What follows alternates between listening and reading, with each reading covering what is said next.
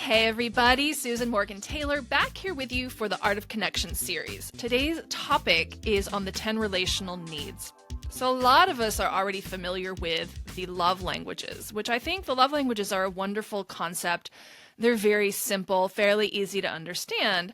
I feel like the love languages are a little bit limited in terms of really helping us learn how to truly give to the relationship in a way that we can create more depth and more connection and more love, and to do it intentionally and to really be empowered in that. One of the tools that I have found to be the most useful when it comes to creating more connection goes beyond the love languages, and it's a concept called the 10 relational needs.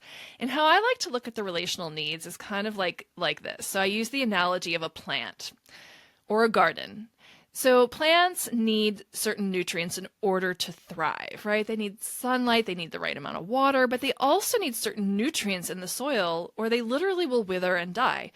Our relationships are really no different. And our relationships are fed when we understand these 10 relational needs. So there's really 10 fundamental needs that exist in every relationship, by the way, not just an intimate relationship. And when these needs are adequately met, that relationship thrives. They actually translate as love.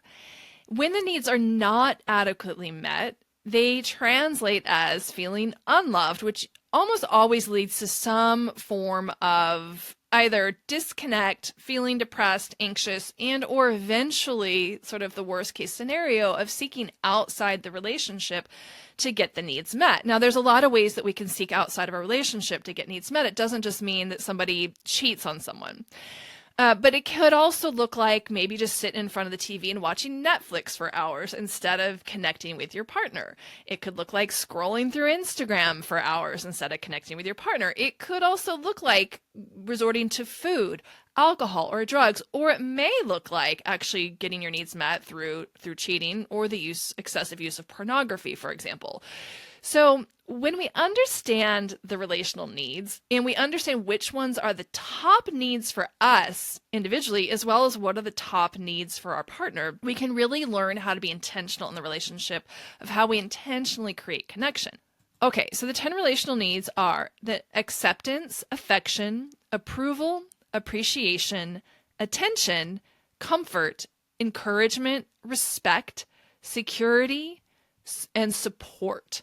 So these are 10 different needs, 10 different nutrients that every relationship has.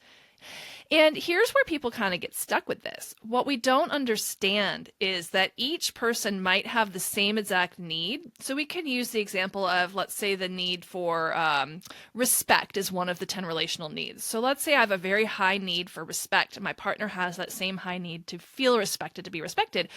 The way that we each individually experience respect, like the types of things that translate as respect, could look totally different for each of us.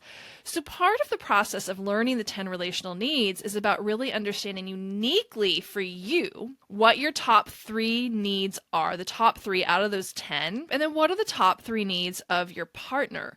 And then the work really happens when you can crystal clear identify and articulate exactly how that particular need is met for you.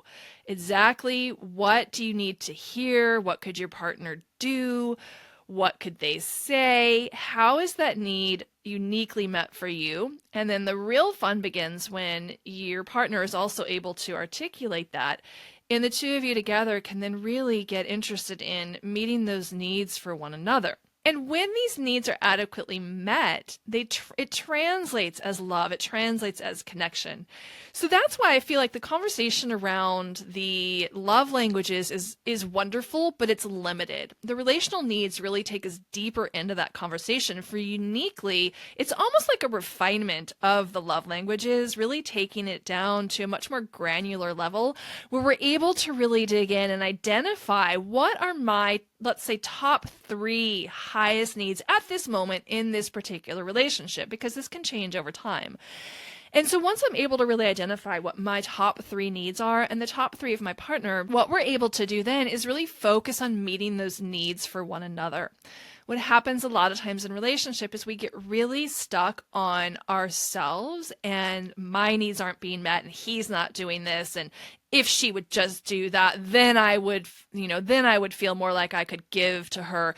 So we go into a pattern of withholding and really becoming very selfish, really. So the relational needs are really about learning to identify what we need, being able to advocate for our needs to be met in the relationship. That's a big part of it too. But also really getting curious about and learning what the top needs are of our partner, how those needs are uniquely met for them, and then really striving to do our best to meet that need in the way that they experience it. So I have a really fun process that I use with my couples called the Relationship Roadmap. The Relationship Roadmap is a process that I developed that helps you determine what your 3 needs are, those of your partner, and then uniquely really getting crystal clear on how each of those needs is met uniquely for you. So stay tuned. I'll be back with another episode of the Art of Connection series. In the meantime, I would love for you to drop a comment, make sure you subscribe to this channel, and let me know what you think of the 10 relational needs.